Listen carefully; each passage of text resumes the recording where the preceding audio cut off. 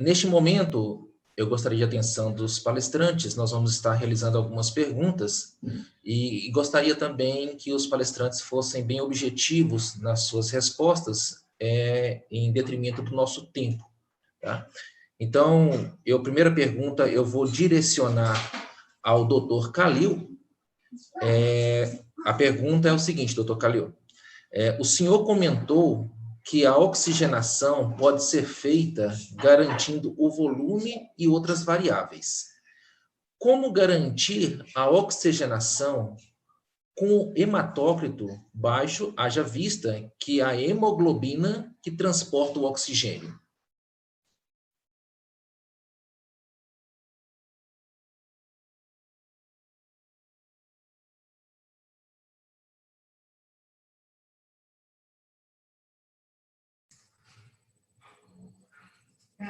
Oi, está me ouvindo? Sim, estamos. Oi. Essa pergunta é boa. Antigamente eu pensava a mesma coisa. Como é que você vai garantir uma oxigenação se você tem pouca hemoglobina? O mais importante é você ter uma hemoglobina de qualidade boa, hemoglobina que segure bem esse oxigênio e libere esse ar de fazer assim, pensar como se fosse um trem. Um trem que você tem poucos vagões, mas cada vagão você vai encher com muito oxigênio. É muito melhor você ter um trem grande, com bastante vagão, com pouco oxigênio. Então, você aumenta, já que você tem pouca hemoglobina, você aumenta a oferta de oxigênio para saturar bem essa hemoglobina. Como é que você aumenta essa oferta de oxigênio para saturar essa hemoglobina? Aumentando a saturação, aumentando o PIP. Né? Às vezes o paciente está entubado no respirador, você dá uma pressão maior de oxigênio, você aumenta a quantidade, a concentração de oxigênio. Você tem que ter uma equipe muito boa de fisioterapia, que a fisioterapia é fundamental no pós-operatório, cirurgia cardíaca, ou em outro doente também, aumentando a oferta de oxigênio. Então, não basta você ter número de hemoglobina, você tem que ter qualidade e saturação máxima de hemoglobina.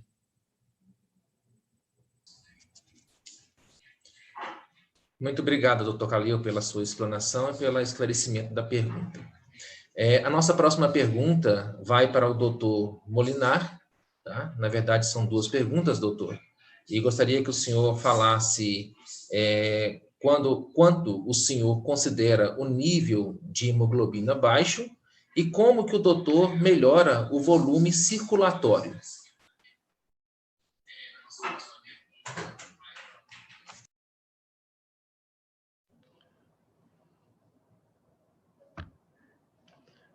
Quanto à questão do nível de hemoglobina,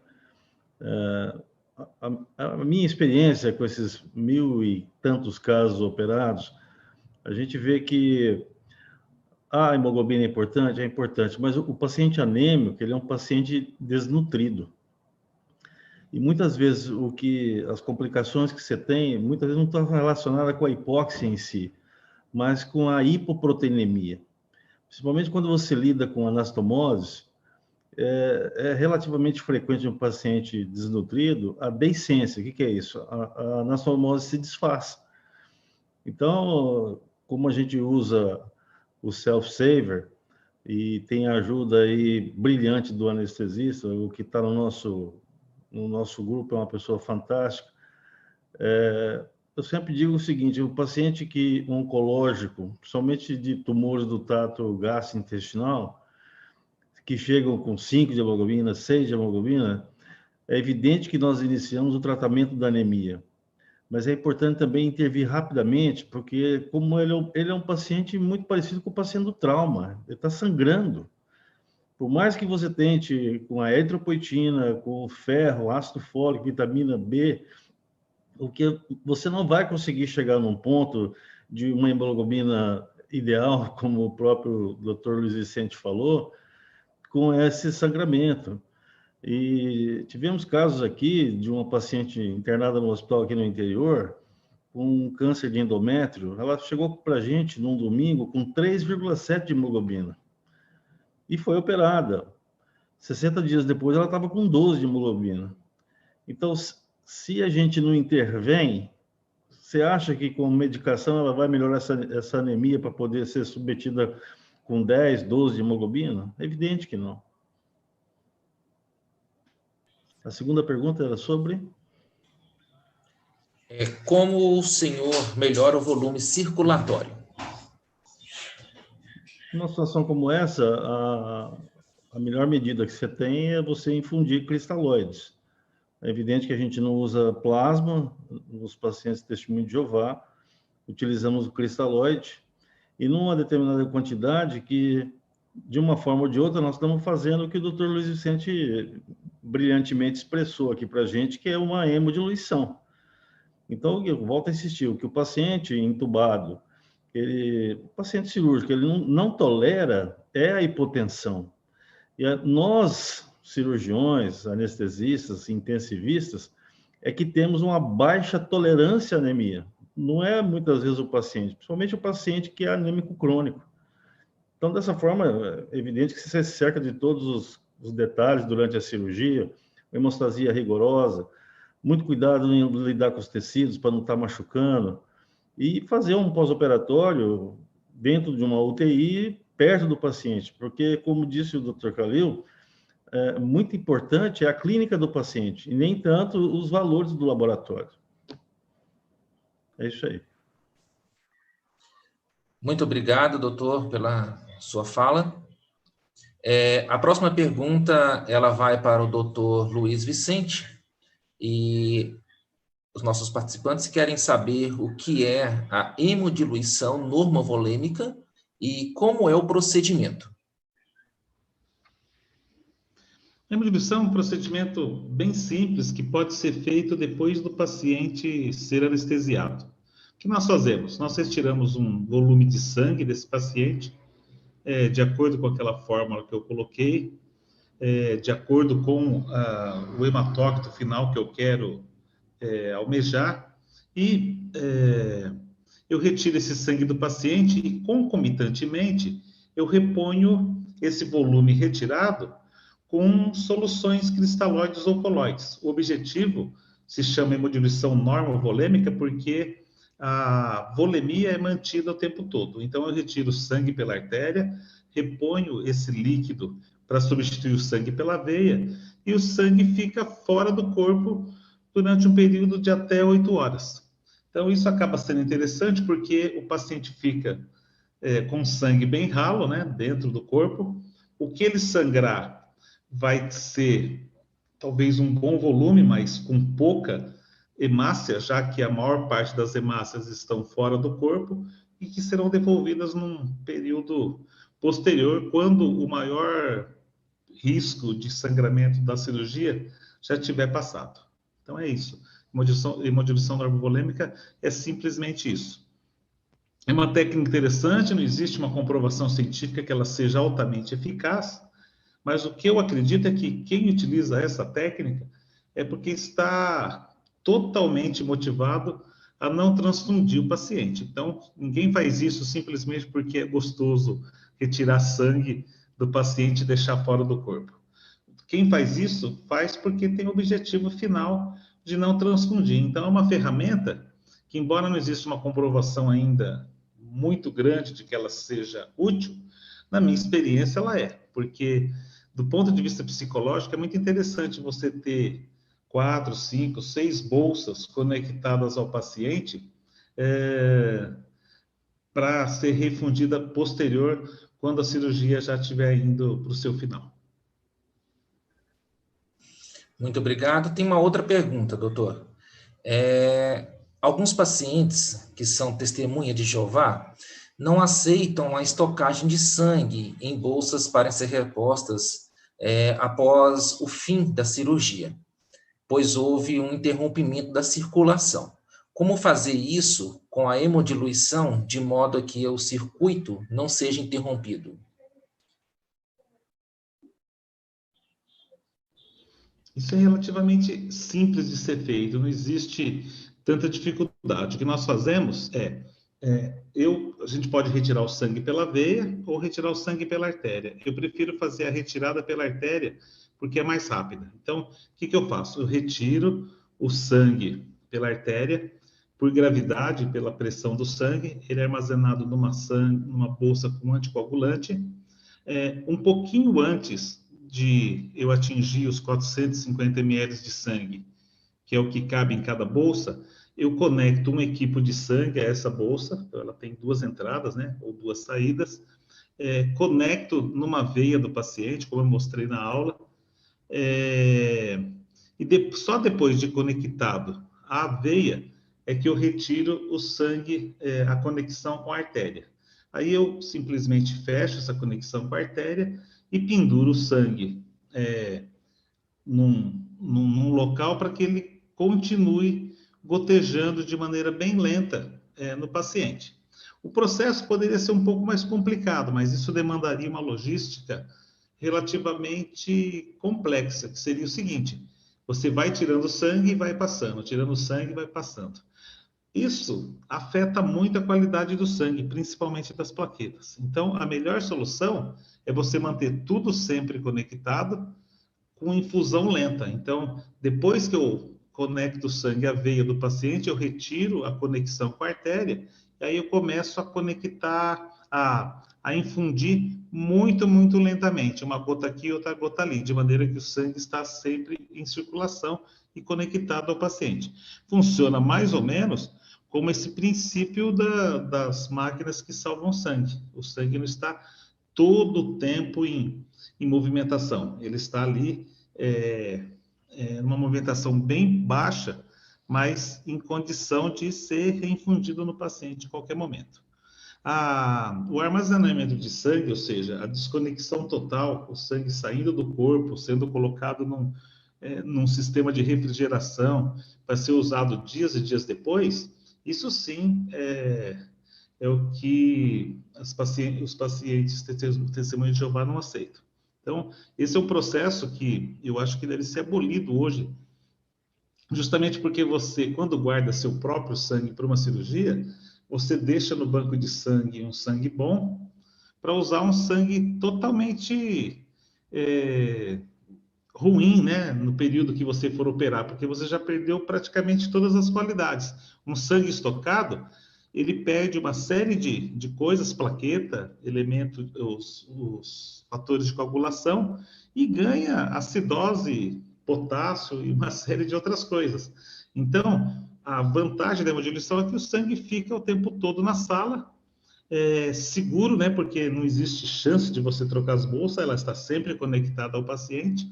Na temperatura ambiente, aquilo suporta em torno de 8 horas. Se isso precisar ficar mais, você pode, inclusive, colocar ali um recurso para refrigerar essas bolsas durante um determinado período. Então, isso acaba sendo extremamente interessante. Guardar o próprio sangue não é uma ideia muito inteligente, embora já fosse idolatrada no passado. A hemodiluição, nesse aspecto, é muito superior. Muito obrigado, doutor, pela resposta. Tá? A próxima pergunta, ela vai para a doutora Maria Inês, e eu gostaria até que os palestrantes prestassem bastante atenção nessa pergunta, porque há de convir comigo que os nossos pacientes hoje, eles têm chegado para nós de uma forma mais crítica e conhecendo e até mesmo indicando qual que é o possível tratamento a ser executado neles, né? Por conhecimento até mesmo da própria patologia que o envolve. E aí, doutora Maria Inês, uma pergunta que vem muito a calhar na palestra de hoje, porque a senhora citou diversas leis, artigos e incisos, e a pessoa quer saber se existe um lugar onde ela possa encontrar essas citações, tá? Ela fala que não é da área do direito, mas acha interessante ter conhecimento sobre tudo isso. Certo. Então, eu posso enviar, muito obrigada aí pela pergunta, né? Eu posso enviar as citações das leis, todo o meu material diretamente para o e-mail da pessoa, às vezes para não ficar também, por causa do tempo, aqui, né? Mas eu poderia enviar sem problemas. Então, a equipe técnica que está com essa pergunta, né? Depois a gente disponibiliza todos os links das leis, né? Para essa pessoa e também para aqueles que quiserem ter acesso. Uma outra pergunta, doutora, é como se protege ou como se proteger, né? Na emergência, em vista de médicos constatarem o juiz durante um período noturno, por exemplo, para obter autorização de forçar a transfusão contra a vontade do paciente. Bem interessante essa pergunta também, bem interessante. No caso, o paciente que tem uma recusa, ele porta o documento, né? Então, o médico poderia se reportar esse documento na hora da internação. E também, o que pode acontecer? Nesse documento, vai ter os procuradores, as pessoas a serem contatadas, que vão responder pela pessoa naquela situação de emergência. Então, o médico, ele poderá contatar essas pessoas contatam diretamente a COLI, né, que é esse órgão responsável para essa maior aproximação entre o médico e o paciente, e a COLI, ela pode ajudar a equipe médica a fazer uma avaliação do caso, juntamente com médicos que são colaboradores, que têm essa atitude colaboradora diante da recusa terapêutica, e ele vai poder, então, procurar um centro médico, alguém que faça esse tipo de procedimento necessário, respeitando a recusa daquele paciente, né? Na verdade, é um pilar, né? Ele precisa analisar, consultar, contatar e transferir, né? O médico vai tomar essa atitude para respeitar o paciente, né? Recorrer ao poder judiciário deve ser postergado, é a última hipótese, por quê? Porque o juiz, vamos dizer assim, nessa hora aí, na parte da noite, né? O juiz é leigo nas técnicas médicas, né? Então, ele não vai ter como ter um conhecimento técnico para decidir se vai ou não tratar determinado paciente de uma forma ou de outra, né? Então, se for seguido esses passos, né, tendo esses pilares como melhor objetivo, o tratamento do paciente vai ocorrer da forma esperada, sem precisar recorrer ao poder judiciário. Muito obrigado, doutora, pela explanação e pela resposta. A última pergunta, ela vai para o senhor Marcos Fuji. A pergunta é como a COLI é de ajuda para os médicos, e a pessoa pede para o senhor dar um exemplo prático dessa ajuda. Bom, em primeiro lugar, a COLI precisa ser acionada, ou seja, desejo do paciente que a COLI auxilie no processo. Feito isso, nós nos dirigimos ao hospital para conversar com a equipe médica. Conforme mencionamos aqui na palestra, existe farto material disponível. Então, tomando conhecimento do caso, nós podemos disponibilizar informações que sejam úteis naquele procedimento específico para tratar o paciente sem sangue. Se for necessário também, nós colocamos à disposição para que um médico consultor, alguém que já tem experiência em tratar pacientes sem sangue, entre em contato com a equipe local. E se realmente não houver possibilidade de fazer esse tratamento local, que seria realmente o ideal, então nós entramos em contato com outras COLIs para verificar onde há disponibilidade, tanto de um hospital que atenda, que tem os recursos necessários para isso, bem como de um profissional capacitado. Então, essa é uma maneira prática que nós agimos. Muito obrigado, senhor Marcos Fuji. Estamos chegando ao fim, né, dessa live. Em nome da Unifil, do Centro Universitário das Faculdades Integradas de Ourinhos, do curso de enfermagem, gostaria de agradecer a oportunidade de estarmos participando dessa live, que é de grande valia para a comunidade em geral. para a comunidade acadêmica e também profissional. Gostaria de agradecer a todos os participantes, né, pelo tempo que dispôs a estar conosco aqui, explanando sobre os conhecimentos, ao doutor Daniel Molinar, doutor Karim Kalil Kassab, doutor Luiz Vicente Garcia, doutora Maria Inês e o senhor Marcos Fuji.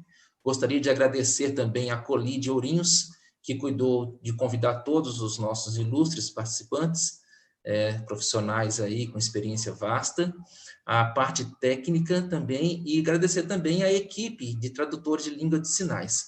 O nosso muito obrigado. Informo que todos aqueles que preencheram o link de certificação, o certificado será enviado via e-mail. Muito obrigado a todos, uma excelente noite.